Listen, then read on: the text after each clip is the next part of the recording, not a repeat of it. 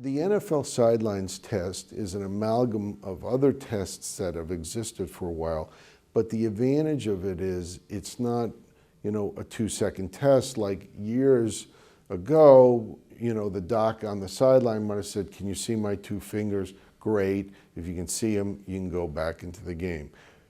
That's what we all used to do, decades ago, I suspect. But now it's a little more rigorous because concussions, the brain injury from concussion, can evolve over time. So you might come out of a game and feel perfectly fine. Then a minute later you have a headache. And then 2 minutes later you're confused. And 5 minutes later you're vomiting.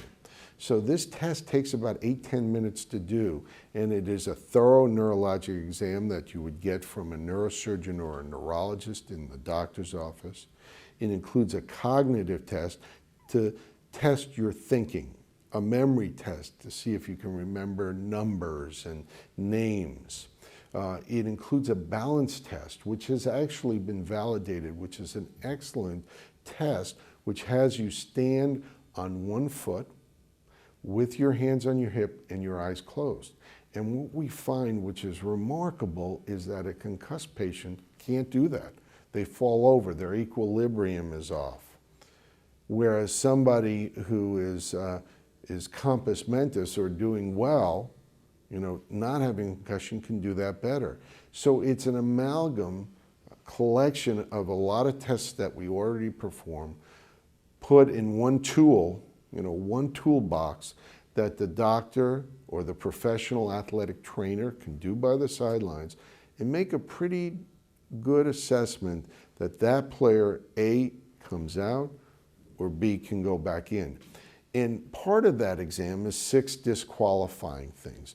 And to give you an example, if you're knocked out on the field, and remember, only 10% of concussions do you get knocked out. But if you're knocked out, you're out. That's what we call a no-go. If you have a change in your neurologic exam, anything, if your eyes are not focusing, you're seeing double, you're out. So there are certain things that you don't even have to do the whole test. You're automatically out.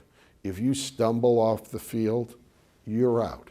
So it's really helpful to have 6 things that that no matter how good their exam is, they will be disqualified from the rest of the day. And another part of that test that was incidentally added by John Madden, the famous coach and color commentator on TV, who's forgotten more football than most people ever knew, was when we presented this to the NFL, and we presented it to the competition committee, which consists of professional coaches, players, owners, really people that know the game of football. John Madden stood up, the most diehard football fan you could ever meet, and he said, "Hey, Doc, it's a great test, but guess what? It doesn't go far enough." He says, "I think that if you're concussed, if one of my players is concussed, I want him pulled off the field, want his helmet taken away, I want him in a quiet locker room where he can be examined by the doctor or the professional athletic trainer, and I want no chance that he can ever come back out on the field." And I said, "Well, Coach, I can't make that rule. I can just suggest the exam." Well, he and the commissioner of football, Roger Goodell, made that rule with his committee. And so now, this year, you have something called the Madden Rule, which is not only are you taken out of the game, but you're taken off the field. So there is absolutely no chance you can come back. It also gives you an opportunity to examine the player in a quiet environment, and you can see if it evolves, or at least you can get better away from the noise of the stadium.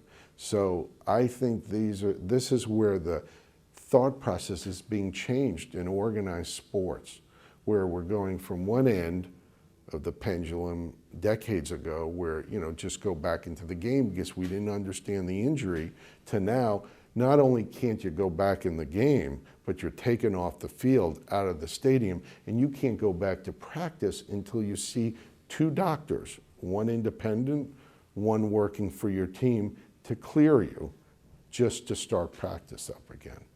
I think it's a remarkable transformation in our thinking.